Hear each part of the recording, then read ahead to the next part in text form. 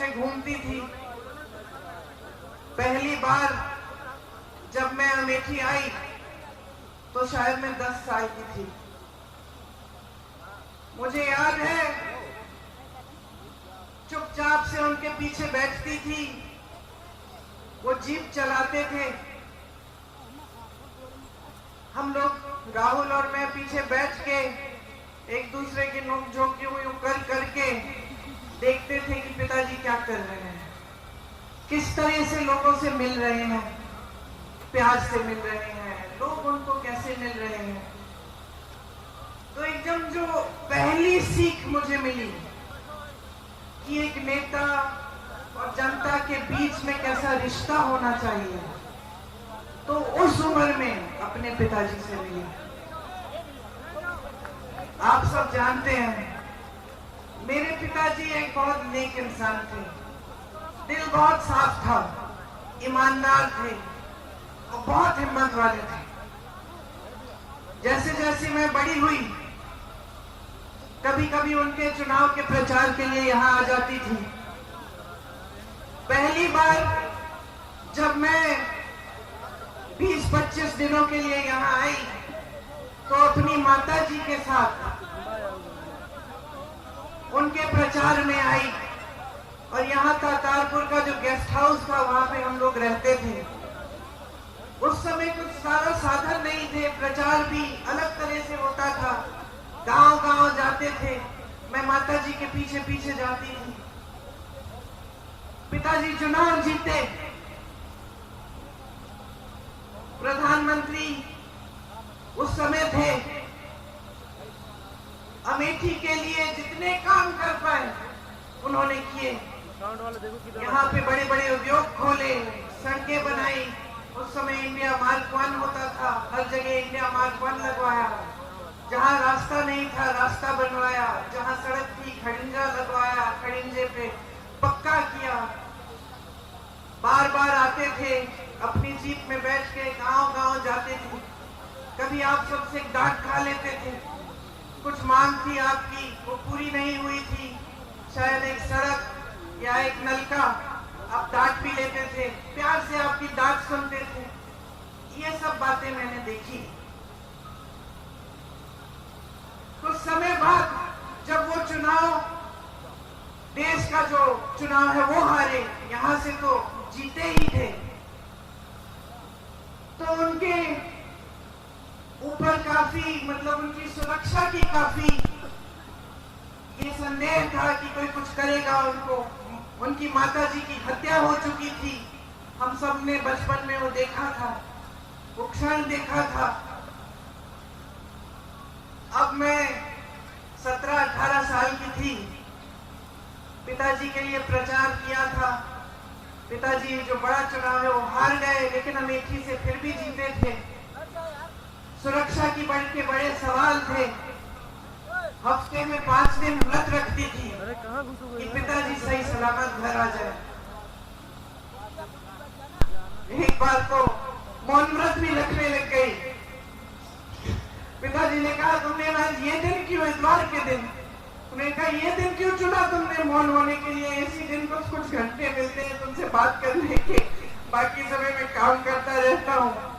पिताजी ने हारने के बाद मेरे ख्याल से 2 या 3 गुना काम किया होगा जितना उन्होंने जीतने के समय किया।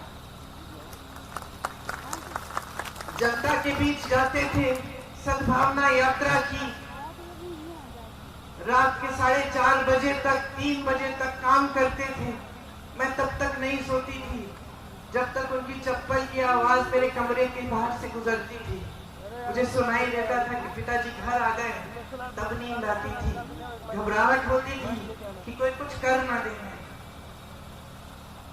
2 साल बाद 1991 में एक फोन आया, किसी ने कहा कि पिताजी को कुछ हो गया है, पता करो। चुनाव प्रचार में गए थे, रात के शायद 10:30 या 11 बजे थे। मैं एकदम समझ गई कि कुछ बहुत बुरा हुआ है, और अपनी माँ को बताने का क्यों आए यहाँ पे? मतलब निरा रहे हो कभी तो बोलो। मतलब मुझे अपनी माँ को बताना पड़ा कि जिस शख्स के लिए वो अपना देश छोड़कर हमारे देश आई थी, जिसके प्रेम के लिए उन्होंने कई त्याग किए थे, हमारी संस्कृति सीखी, नए तरीके सीखे, इंदिरा जी से हमारी भारतीय सभ्यता सीखी, वो खत्म हो गए हैं। मैं उनके कमरे में गई और जब मैंने उनको बताया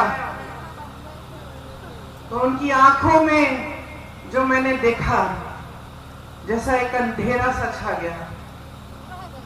और मैं आपको ये बात बता सकती हूँ कि उस दिन के बाद मैंने अपनी माँ की हंसी कभी उस तरह नहीं सुनी जैसे जब हंसती थी जब पिताजी होते थे। मैं बहुत नाराज थी, देश से नाराज थी कि मैंने देश को अपनी अमानत भेजी, अपने पिताजी दिए और देश ने सुरक्षित नहीं रखे। मैं नाराज थी, दुखी थी। मैं सोचती थी कि मेरा दुख कोई समझ नहीं पाएगा, मेरे पिताजी वापस नहीं आए। टुकड़ों में खून से लथपथ एक झंडे में लपेटे हुए उनके शरीर के टुकड़े में घर लाई। मेरी टूटी हुई माँ सालों के लिए ठीक नहीं हुई। उन्होंने पहले ही इंदिरा जी की हत्या का सदमा देखा था, अब अपने पति को खो डाली। बहुत दिनों के लिए खाती नहीं थी, सिर्फ नींबू पानी पीती थी, 2-4 गिलास, मुश्किल से जबरदस्ती करके खिलाती थी। बाहर नहीं जाती थी, किसी से बातचीत नहीं करती थी। 7 सालों के लिए घर के अंदर ही रही, ज्यादा बाहर गई नहीं, उस सदमे से बाहर निकल नहीं पाई। 7 सालों बाद उनको लगा कि कांग्रेस पार्टी संकट में है। उस समय ऐसा लग रहा था कि एक और बार चुनाव आ रहा है, भाजपा उभर सकती है, कांग्रेस पार्टी टूटने वाली थी। तमाम नेता आ रहे थे उनके पास कि राजनीति में आइए, राजनीति में आइए। उनकी बेटी थी, बहुत कष्ट देखा था उनका। मैंने मना किया, मैंने कहा राजनीति में मत आओ, ये लोग तुम्हारा इस्तेमाल करेंगे, तुम्हें भी कुछ हो जाएगा, छोड़ दो, कोई जरूरत नहीं है, संभल जाएगी पार्टी, कोई संभाल लेगा, कोई नेता बन जाएगा। मां ने बात नहीं सुनी, मुझे कहा कि ये जो चित्र है तुम्हारे पिता का, जो मेरे कमरे में दीवार पे लटका है, इसको मैं नहीं देख पाऊंगी। अगर आज मैं मुंह मोड़ लूंगी, पार्टी के लिए आगे नहीं बढ़ूंगी, तो मैं इनको क्या जवाब दूंगी, मैं अपने आप को क्या जवाब दूंगी। तो आगे आई तो ये स्पष्ट था कि पहला चुनाव उन्हें अमेठी से ही लड़ना था। ये पिताजी की कर्म भूमि थी।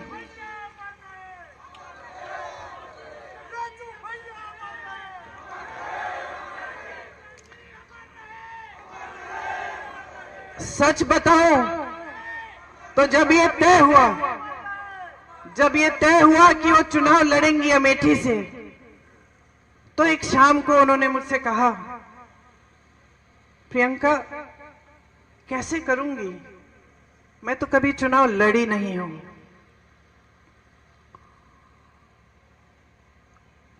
पलक नहीं झपकाई मैंने कहा मां, ये चुनाव मैं आपको लड़के दूंगी, आप आओ मत अमेठी, मैं अमेठी को संभालूंगी।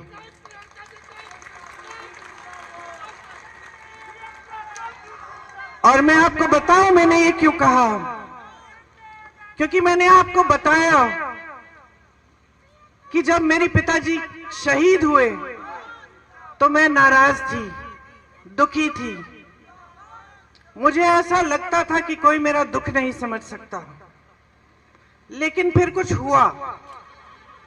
उनके अंतिम संस्कारों के बाद हम अस्थि विसर्जन के लिए इलाहाबाद आए, ट्रेन से आए। वो ट्रेन यहां अमेठी और रायबरेली से गुजरी। मैं बहुत दुखी थी, ट्रेन में बैठी थी, रात हो गई थी। ट्रेन यहां के स्टेशन पे रुकी।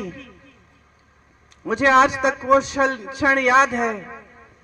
मैंने खिड़की से बाहर देखा और मैंने देखा कि ये तो बहुत लोग मेरी तरह रो रहे हैं, फूट फूट के रो रहे हैं।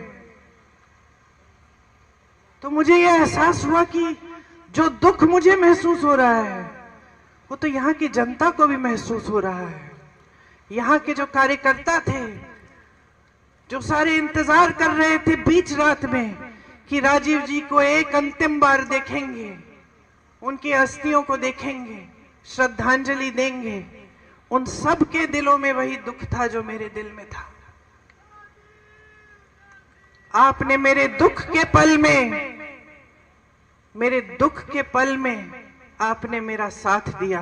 मैं समझी कि मैं अकेली नहीं हूं इस दुनिया में, कि सिर्फ मुझे दुख नहीं हो रहा है, मेरे परिवार को दुख नहीं हो रहा है, सिर्फ मेरी मां टूटी नहीं है, मेरे भाई नहीं टूटे हैं, लेकिन अमेठी की जनता मेरे साथ रो रही है, क्योंकि उनका भी भाई, उनका बेटा चले गया। इसीलिए जब मां ने कहा कि अमेठी से चुनाव लड़ेंगी, तो बगैर हिचकिचाए मैंने कहा मैं लड़वाऊंगी, क्योंकि मैं जानती थी कि जब मैं यहां चुनाव लड़वाने आऊंगी तो मैं अपने परिवार के बीच आऊंगी।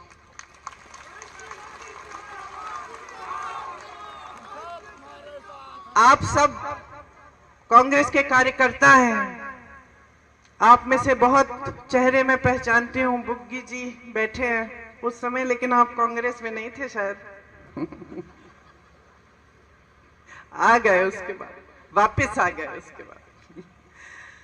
बहुत चेहरे में पहचान रही हूं। आपको याद है किन परिस्थितियों में हमने वो चुनाव लड़ा। मैं आई, आज मेरा बेटा 24 साल का है, उस समय मैं शायद 28 साल की थी। उसको देखती हूँ और कभी कभी यकीन नहीं आता कि उसी की लगभग उसी की उम्र में मैं पहला चुनाव लड़ने के लिए यहाँ पहुंची। उस समय कैप्टन शर्मा सांसद थे। उन्होंने मुझे कहा, ये लो प्रियंका, मैं तुम्हें एक हीरा दे रहा हूं। और उनके साथ किशोरीलाल शर्मा खड़े थे। उन्होंने मुझे ये शब्द कहे, याद रखना ये आदमी वफादार रहेगा, और याद रखना जैसे ये काम करके दिखाएगा तुम्हें बहुत कम लोग मिलेंगे। किशोरी भैया ने और मैंने किन परिस्थितियों में वो चुनाव लड़ा आप सब जानते हैं। मेरे ख्याल से जो बुजुर्ग हैं वो जानते हैं। केंद्र में भाजपा की सरकार थी, प्रदेश में भाजपा की सरकार थी। कल्याण सिंह जी मुख्यमंत्री थे उस समय। यहाँ कोई संगठन के नाम की चीज ही नहीं थी। बहुत साल हो गए थे पिताजी के समय से। लोग थे, कार्यकर्ता थे जो उनसे जिनका लगाव था पिताजी के साथ, जिन्होंने काम किया था उनके साथ, लेकिन संगठन नहीं बना था। रात रात को हम संगठन बनाते थे। ब्लॉक की कमेटियां, ब्लॉक के अध्यक्ष चुनते थे, साथ में बैठकर सबसे पूछ के कि किसको अध्यक्ष बनना चाहिए। और दिन में हम दौरा करते थे, पूरा दिन काम करते थे, पूरी रात काम करते थे। उस समय मशीनें नहीं थी। ये बात होती थी कि कोई बक्से चुरा लेगा, वो सब इंतजाम करना था। बड़ा चुनाव था, सम्मान की बात थी, लेकिन हम पूरी जीत जान से लड़े। और आज भी जो हमारे साथ वो लड़ाई लड़े, जो यहाँ पे मेरे साथी बैठे हुए हैं, आपको याद होगा कि भीषण परिस्थितियों में लड़े, 3 लाख वोटों से जिता के लाए सोनिया जी को, रात रात तक काम किया, आंसू बहाए, कभी कभी हंसे, पीछे नहीं हटे काम करने से, एक सेना बनकर एक साथ लड़े और तब से एक नया सिलसिला हमने कायम किया। सोनिया जी के समय में जब मैं अमेठी का देखभाल करती थी तो मैंने बहुत चीजें समझी जो बचपन में समझनी मुश्किल थी। उस समय गर्मियों में आग लग जाती थी गांव में, हम लोग जाते थे किट देने के लिए। मुझे याद है एक गांव में एक आदमी, एक किसान आया मेरे पास, यूं करके उसके हाथ, उसकी धोती में उसने कुछ बांधा हुआ था। जब मेरे पास आया उसने ऐसे मुट्ठी खोली, मुझे दिखाया, 500 रुपए के नोट थे, अध जले हुए, उसकी राख भी उसके हाथ में थे। उसने मुझे कहा कि मैंने अपनी बेटी की शादी के लिए रखे थे, सब जल गया, सब खत्म हो गया। मैंने गरीबों का दर्द समझा, किसानों का दर्द समझा। मैंने अपनी बहनों को समझा जब मैं उनके बीच में घूमी और मैंने देखा कि किस तरह के संघर्ष कर रही हैं, किस तरह अपने बच्चों की परवरिश कर रही हैं। मेरी प्यारी बहन यहाँ खड़ी है, तुम्हारी कहानी याद है मुझे। तुमने पढ़ाई नहीं की थी, 8वीं तक शायद पढ़ाई की थी। तुम्हारी इच्छा थी कि तुम्हारी बच्ची बड़ी होकर पढ़ाई कराओगी अपनी बच्ची को, लेकिन तुम्हारे ससुर जी नहीं माने। सही है, ससुर जी नहीं माने तो चुपचाप से, सुनिए, चुपचाप से घर पे फॉल सिलने का काम किया। और जब कोई देख नहीं रहा था तो जाके वो फॉल दुकान में ले जाती थी और वो उससे थोड़ी सी कमाई कर लेती थी, किसी को बताया नहीं। जब परिवार ने कहा कि बेटी को नहीं पढ़ा सकते, रो मत, बहुत हिम्मत वाली हो, बहुत हिम्मत वाली हो। तुम्हारी हिम्मत ने मुझे हिम्मत दी है।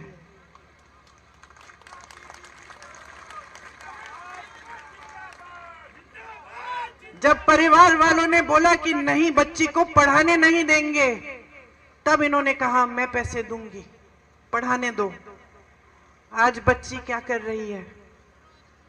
बीए पास है ना? देखो इनका संघर्ष क्या था। इधर आ जाओ, मंच पे आ जाओ।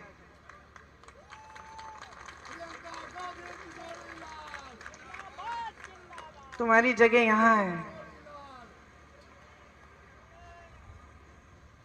मैंने सीखा कि मेरी बहनें कितना संघर्ष कर रही हैं। मैंने देखा कि कड़ी धूप में,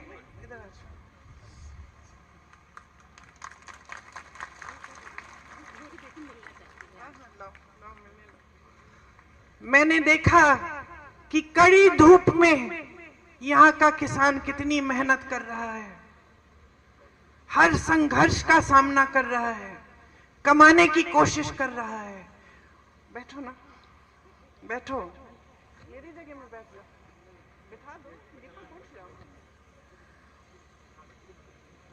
कि कितना संघर्ष कर रहा है, कितनी मेहनत करता है सिर्फ अपने बच्चे को पढ़ाने के लिए, ताकि बच्चे का भविष्य मजबूत हो पाए। मैंने देखा कि यहाँ के गांव-गांव में मेरे पिताजी, मेरे परिवार के प्रति कितनी श्रद्धा है। रात रात तक हम यहाँ के रास्तों से गुजरते थे तो लालटेन लेकर बुजुर्ग लोग हमारा इंतजार करते थे। कभी कभी मेरा चेहरा देख के रो पड़ते थे कि राजीव भैया की बिटिया आई है। मैं समझी कि जनता की श्रद्धा का क्या मतलब होता है, कि उसका आदर करना चाहिए। मैंने देखा कि किस तरह से मेरी माताजी जब आई कैंप में जाकर बच्चों की आंखों में बूंद डालती थी, दवाई डालती थी, तो किस तरह से उनकी माताएं खुश होती थी। बेवाओं को देखा जब हम लोग कैंप लगाते थे, कितनी गरीबी में रहते थे, और हम पेंशन देते थे। उस समय पेंशन मिलता था, बेवा पेंशन कहते थे उसको। मैं समझी कि कितना संघर्ष था आपके जीवन में और कैसा रिश्ता था आपके बीच, मेरे परिवार के बीच, कि ये राजनीतिक रिश्ता नहीं था, एक प्रेम का रिश्ता था, श्रद्धा का रिश्ता था, सत्य का रिश्ता था। फिर भाई यहां आए, उनका भी चुनाव लड़वाया, सांसद बने, आपके लिए खूब काम किए, जहां जहां विकास ला पाए विकास लाए। लेकिन उसके बाद पूरे देश में एक नई तरह की राजनीति आई, एक राजनीति जो शायद हम जैसे लोग शुरू में समझ नहीं पाए, क्योंकि हमारी सभ्यता ही अलग थी, हमारी समझ ही अलग थी। हमें सिखाया गया था कि जनता के सामने झूठ मत बोलो, हमें सिखाया गया था कि जनता का आदर करो, हमें सिखाया गया था कि जनता सर्वोपरि है। और हम अपनी आंखों के सामने देख रहे थे कि एक नई राजनीति उभर रही है, जो जनता के जज्बातों का इस्तेमाल कर रही है, सत्ता बटोरने के लिए जनता को गुमराह कर रही है। यहां अमेठी में आए ये लोग क्या समझेंगे, स्मृति जी क्या समझेंगी? ये तो यहाँ पे आपके लिए थोड़ी आई, ये तो राहुल जी को हराने के लिए आई, ये राहुल जी से लड़ने के लिए आई, ये आपके प्रति श्रद्धा की वजह से नहीं आई। वो कैसे समझेंगी ये रिश्ता? इन्होंने झूठ फैलाए कि हम आपकी जमीन हड़पने आए थे, कि जिन महिलाओं के जिस समूह में आप थी, आपको याद है जो परियोजना थी, कि वो परियोजना ही हमने इसलिए बनाई कि हम आपकी जमीन हड़पना चाह रहे थे, कि हम लूट रहे थे आपको, कि हमने कुछ नहीं किया आपके लिए, कि हमारे दिल में सिर्फ परिवारवाद की भावनाएं थी, सिर्फ सत्ता चाहते थे हम, हमारे दिल में आपके लिए कोई भावना नहीं थी। और कुछ ऐसा हुआ कि इन बातों से आप थोड़ा सा बहक गए, कुछ लोग बहके, कुछ लोग दृढ़ रहे। जो भी हुआ, राहुल जी वो चुनाव हारे, और एक पुराना रिश्ता जो आपके बीच, हमारे परिवार के बीच था, वो थोड़े समय के लिए थम गया, लेकिन टूटा नहीं, क्योंकि वो रिश्ता कभी टूट नहीं सकता है। थोड़े ही समय में कोविड आया, कोरोना आया। मुझे याद है, मैं उत्तर प्रदेश की प्रभारी थी, मैं और मेरे साथी 16-16 घंटे फोन पे रहते थे। हमने एक हेल्पलाइन खोली थी उत्तर प्रदेश के लोगों के लिए, कि कहीं संकट है, कहीं फंसे हो, लॉकडाउन हो गया था अचानक, मोदी जी की सरकार ने कोई साधन नहीं दिया था, अचानक कोई सारी ट्रेनें बंद हो गई थी, बसें बंद हो गई थी, लोग अलग अलग जगह जो यहाँ पलायन करके गए थे, यूपी से फंस गए थे। हमने हेल्पलाइन खोली, 16-16 घंटे हम उस हेल्पलाइन के नंबर देखते थे, जवाब देते थे, बात करते थे। मैंने कहा हुआ था अपने साथियों को कि अगर अमेठी रायबरेली का कोई फोन आता है तो मेरा नंबर देना, और मैं कभी नहीं भूलूंगी। एक फोन आया, मैंने उठाया, एक लड़का था, गुजरात में था। उसने कहा आपने हेल्पलाइन का नंबर जारी किया है? मैंने कहा हाँ, बताया नहीं कि कौन हो। उसने कहा यहां पे मेरे साथ 16 लोग हैं, हमारे पास सिर्फ आज रात का खाना है, कल का खाना नहीं है, कुछ नहीं है, क्या करेंगे? मैंने कहा घबराओ मत, आप राहुल भैया को जानते हो? तो उसने कहा राहुल भैया कौन? मैंने कहा राहुल गांधी। से हाँ जानता हूं। मैंने कहा मैं उसकी बहन हूं, फिक्र मत करो, मैं किसी को तुम्हारे पास भेजूंगी।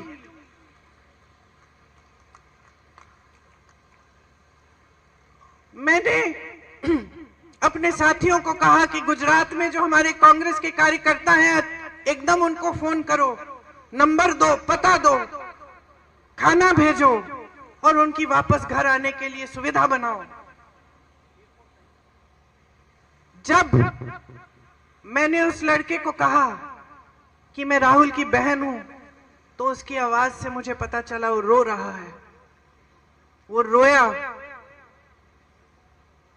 उसने कहा दीदी अब आपका नंबर मिल गया है, मुझे मालूम है हम सही सलामत घर पहुंच जाएंगे। ये विश्वास था हम में, ये विश्वास था हम में तब भी अमेठी के लोगों के दिलों में।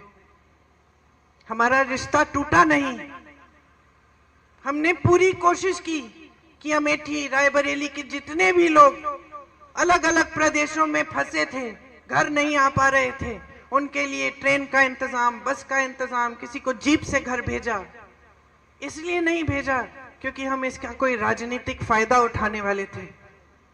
हमने इसलिए भेजा क्योंकि हमारी ड्यूटी थी, हमारा दायित्व था कि उनको घर सही सलामत पहुंचाए। वो हमारे परिवार के सदस्य समान थे। ये है हमारा रिश्ता। हाँ भाई, मुझे मालूम है उसका नाम क्या था, मैं जानबूझ के नाम नहीं ले रही हूं। देखिए, ये जो रिश्ता है हमारे और आपके बीच में, पाक है ये रिश्ता। सेवा का रिश्ता है और शहादत का रिश्ता है, प्रेम का रिश्ता है और खून का रिश्ता है। ये कभी नहीं टूटेगा। यहां आपका कोई भी सांसद बने, यहां कोई भी किसी भी तरह की राजनीति करे, हमारे बारे में आपको 2000 झूठ बोल के चले जाए, आप उन झूठों का विश्वास भी कर लो, ये रिश्ता फिर भी नहीं टूटेगा।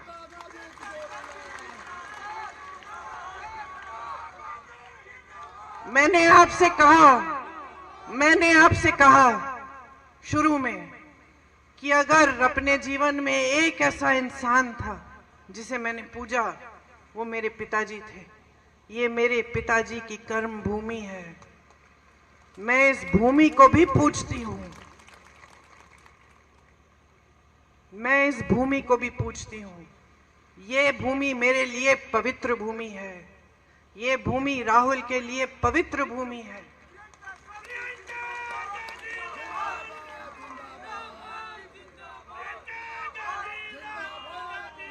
मैं आपको एक और बात बताती हूं कि मैं जानती हूं किशोरी लाल शर्मा को, मेरे ख्याल से अब कितने सालों से, उतने 40 सालों से।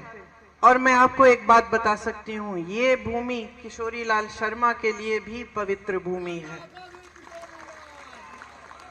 आज अगर हमने इन्हें आपका प्रत्याशी बनाया है तो पूरी समझ और पूरे विवेक से ये फैसला लिया है।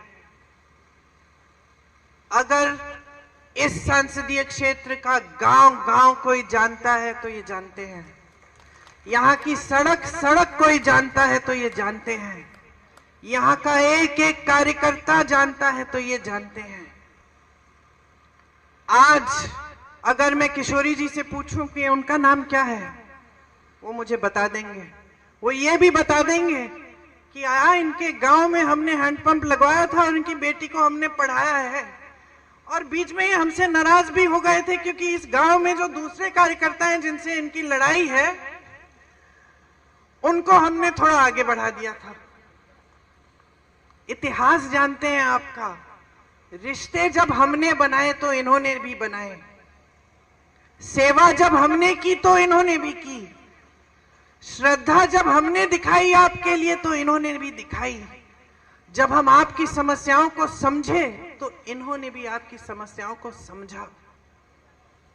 इसीलिए आज इनका हक बनता है कि ये आपके प्रतिनिधित्व के लिए यहां आज खड़े हों, क्योंकि उन्होंने उतना ही काम किया है आपके लिए जितना हमने किया है, और उतनी ही श्रद्धा के साथ किया है।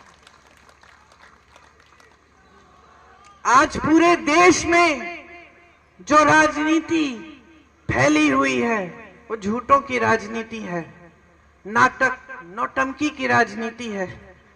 प्रधानमंत्री जैसे बड़े नेता चुनावी मंच पर आकर इतनी हिम्मत नहीं कर सकते कि आपको बता दें कि 10 सालों में उन्होंने कितने रोजगार बनाए, महंगाई को कितना कम किया और क्यों और कैसे। आपके सामने आकर इतनी हिम्मत नहीं है कि आपको बताएं कि कितनी संस्थाएं खोली हैं, कितने बड़े बड़े उद्योग खोले हैं, क्या नया किया है इस देश के लिए 10 सालों की सत्ता को लेकर। प्रधानमंत्री आपके सामने आते हैं, एक ही रट लगा रखी है कि 70 सालों में कांग्रेस ने कुछ नहीं किया, एक परिवार के खिलाफ दिन रात बोलते रहते हैं।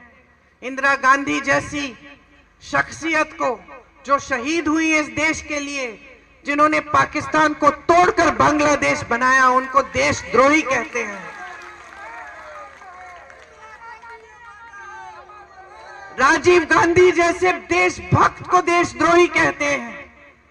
कहते हैं कि राजीव गांधी ने अपनी मां की विरासत को टैक्स न भरने के लिए कानून बदल डाला। वो कभी नहीं समझ पाएंगे। राजीव गांधी ने अपनी मां से धन दौलत नहीं ली विरासत में। विरासत में उनको इस देश के लिए मर मिटने का जज्बा मिला, शहादत मिली, यही उनकी विरासत थी। लेकिन जो लोग सिर्फ सत्ता का मोह लिए घूमते हैं, सिर्फ अपने लिए सत्ता चाहते हैं, ये समझ नहीं पाते हैं कि सत्ता जनता ने दी है, जनता के प्रति दिल में कोई श्रद्धा नहीं है, वो लोग इस बात को समझ नहीं सकते। वो लोग आज आपकी सच्चाई को भी नहीं समझ सकते, कट चुके हैं आपसे। प्रधानमंत्री जी मंच पे खड़े होकर कैसी कैसी बातें करते हैं कि कांग्रेस पार्टी एक्सरे की मशीन लेकर आपके घरों में आकर आपके गहने चुराएगी, आपका मंगलसूत्र ढूंढ निकालेगी और उसको चुरा लेगी, और आपकी संपत्ति किसी एक कौम को दे देगी, और आपके पास 2 भैंसें हैं तो एक भैंस भी चुरा लेंगे। ये ऐसी बातें प्रधानमंत्री जी कर रहे हैं। पद की गरिमा क्या है? पद क्या है? देश के प्रति जिम्मेदारी क्या है? देश क्या सोचेगा? आज देश जवाब मांग रहा है। देश कह रहा है कि हमें ये नाटक नौटंकी नहीं चाहिए। हमने बहुत चुनाव लड़ने दिए हैं आपको धर्म के आधार पर, बहुत हिंदू मुस्लिम कर लिया है आपने। इस चुनाव को हम लड़ेंगे और हम अपने मुद्दों पे लड़ेंगे। आज जनता कह रही है, मेरी समस्याओं को सुनो, पहचानो। महंगाई से जूझ रहा हूं, तड़प रहा हूं, अपने बच्चे को पढ़ा नहीं पा रहा हूं, कोई बीमार पड़ता है परिवार में उसका इलाज नहीं कर पा रहा हूं, मेरी खेती के सामान नहीं मिल रहे हैं, खेती से कमाई नहीं हो रही है, मेरा बच्चा पढ़ा लिखा है, मैंने शिक्षित किया उसको मेहनत करके, लेकिन बेरोजगार है। आज जनता कह रही है मेरी आवाज सुनो। आज जनता कह रही है कि बहुत हो गया है, हमें वो पुरानी राजनीति वापस चाहिए। हमें वो राजनीति चाहिए जिसमें देश का प्रधानमंत्री हमारे गांव में आता था और हम उसको डांटते थे। हम कहते थे कि हमारे बिजली का खंभा लगा दिया आपने, लेकिन तार नहीं लगाया, तार लगवाइए।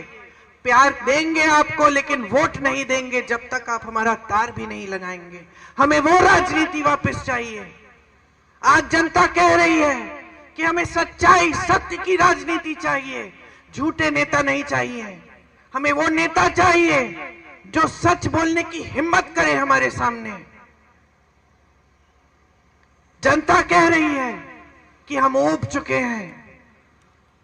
ये धर्म के नाम पर, जाति के नाम पर बहुत गुमराह किया है आपने हमको।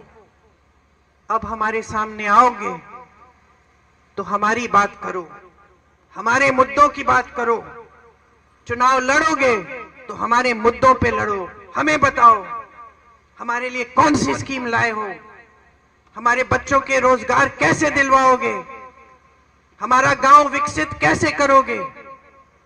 10 साल पहले इन्होंने कहा था सबका साथ सबका विकास, आज कह रहे हैं विकसित भारत। 10 सालों में किसका विकास किया? अपने बड़े बड़े खरबपति मित्रों का। जनता देख रही है, समझ रही है आज कि सारी संपत्ति इस देश की जो जनता की संपत्ति है वो इन्होंने अपने बड़े बड़े खरबपति मित्रों को दे दी है।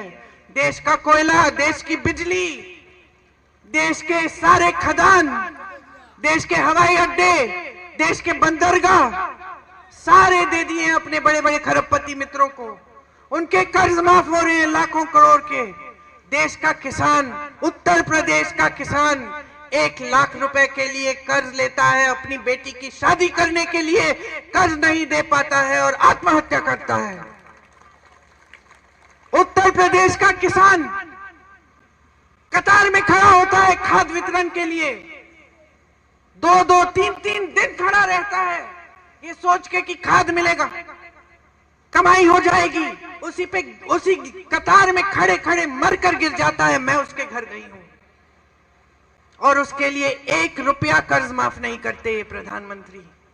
कभी इनको देखा है राजीव जी की तरह, इंदिरा जी की तरह, सोनिया जी की तरह, राहुल जी की तरह आपके घरों में जाते हुए? कभी झुक के किसी दरवाजे के अंदर घुसे हैं, किसी झोपड़ी में?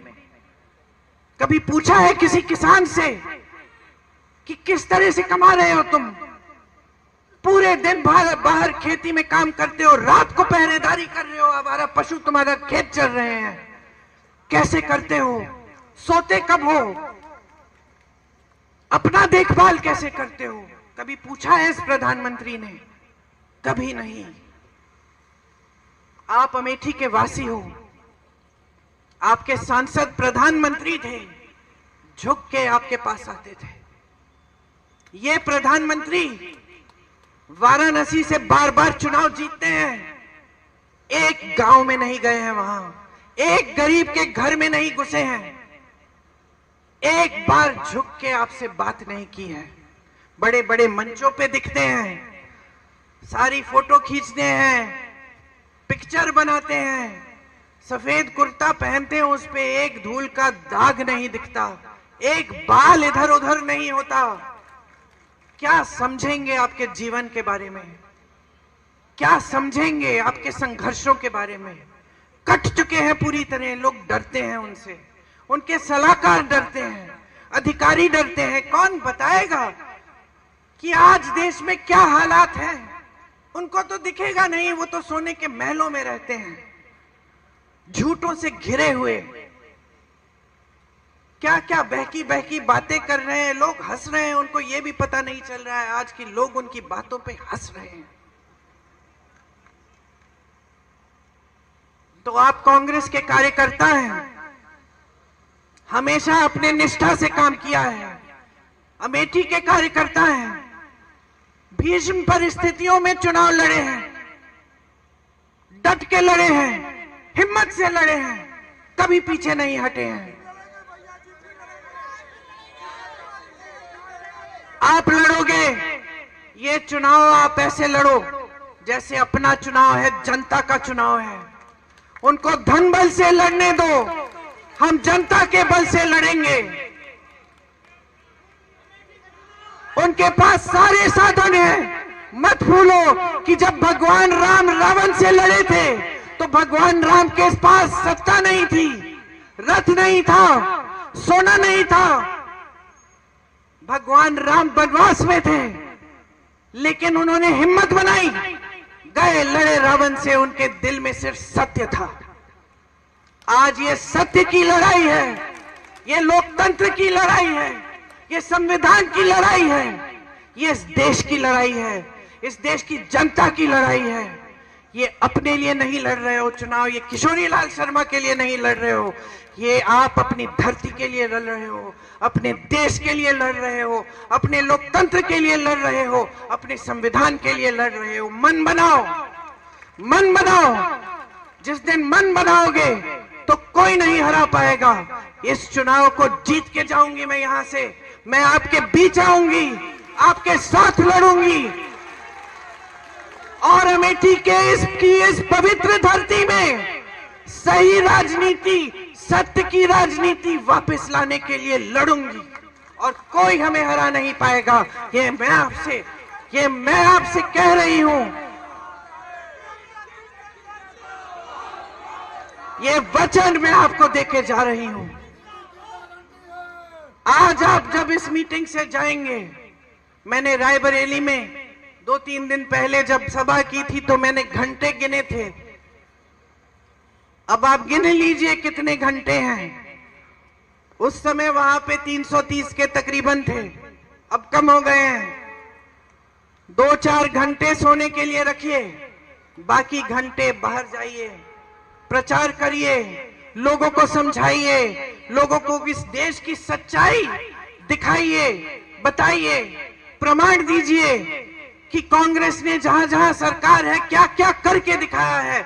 किस तरह छत्तीसगढ़ में हमने आवारा पशु की समस्या खत्म की, किस तरह कर्नाटका में महिलाएं बस की यात्रा फ्री कर रही हैं, किस तरह आज कर्नाटका में, तेलंगाना में महिलाओं के खातों में पैसे आ रहे हैं हर महीने, किस तरह हमने किसानों को मजबूत किया अपने प्रदेशों में, किस तरह हम ऐसी नीतियां लाए जिससे देश की संपत्ति वापस इस देश की जनता के हाथों में जाए। बताइए, समझाइए, सच्चाई दिखाइए, जनता को कहिए कि जनता जो जी रही है वही सच्चाई है, उस आधार पर वोट दे। तरक्की नहीं आई है आपके जीवन में, 10 साल बीत गए हैं, मोदी जी के झूठ सामने आ गए हैं, हराइए इनको, बदलाव लाइए, एक नई सरकार लाइए, एक नई राजनीति जो पहले पुराने असूलों पर आधारित है वो लाइए इस देश में। मैं आपसे पूरी उम्मीद रखती हूं कि एक सेना की तरह आप ये चुनाव लड़ेंगे, ये चुनाव जीतेंगे और यहां अमेठी से इस पूरे देश में ये संदेश देंगे कि बहुत हो गया है, हमें सच्चाई की राजनीति वापस चाहिए। आपने बहुत ध्यान से मेरी बातों को सुना, मैंने दिल की बात बोली, आपके सामने अपनी सच्चाई रखी। मैं आपकी आभारी हूं कि हर संकट में आपने साथ दिया, मेरे आंसू आपने पोंछे, मेरे साथ आप लड़े, आपने हमेशा हमें आदर दिया, सम्मान दिया। मेरा परिवार जो है इस देश में वो आपकी वजह से है, आपको धन्यवाद देती हूं। एक बार मेरे साथ जोर से बोलिए, जय हिंद। एक और बार जय हिंद, और एक बार राजीव जी के नाम जय हिंद। धन्यवाद।